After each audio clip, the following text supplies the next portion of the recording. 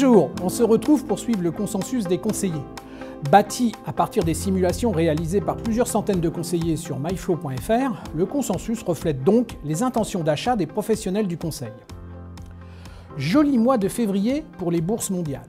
Légèrement dopé par un nouveau recul de l'euro, le rendement mensuel moyen pour l'investisseur en euros a atteint 5,8%. Depuis début 2015, le rendement s'élève désormais à 12,5%, porté aussi bien par les marchés européens qu'américains ou émergents. Dans ce contexte, le consensus affiche une performance positive de 8,36% depuis le début de l'année, légèrement inférieure à son benchmark qui affiche 9,44%.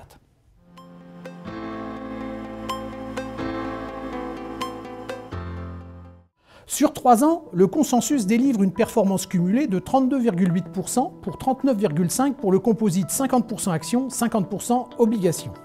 Quant à la volatilité, en glissement sur un pas de 52 semaines, elle frôle dorénavant les 8%.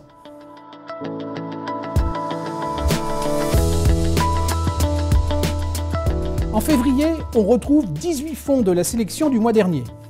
Les deux sorties sont Nordea Stable Return et Carmignac Investissement Latitude. Les entrées du mois sont Norden de chez Lazard.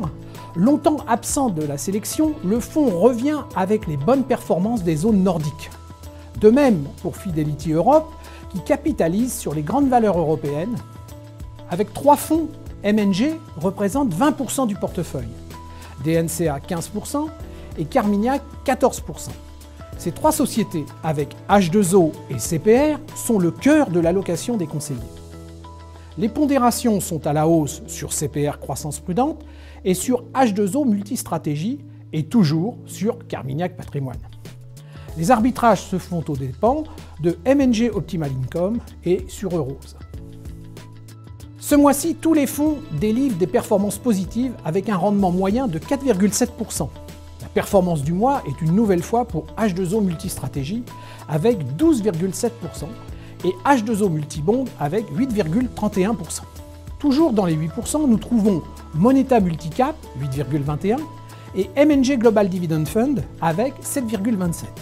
A l'inverse, les fonds prudents à dominante obligataire sont à la peine avec 0,17% pour MNG Optimal Income ou encore 0,9% pour CPR Croissance Prudente. Voilà ce qu'on pouvait dire sur le consensus à fin février. Je vous donne rendez-vous le mois prochain pour suivre et comprendre l'évolution du consensus des conseillers.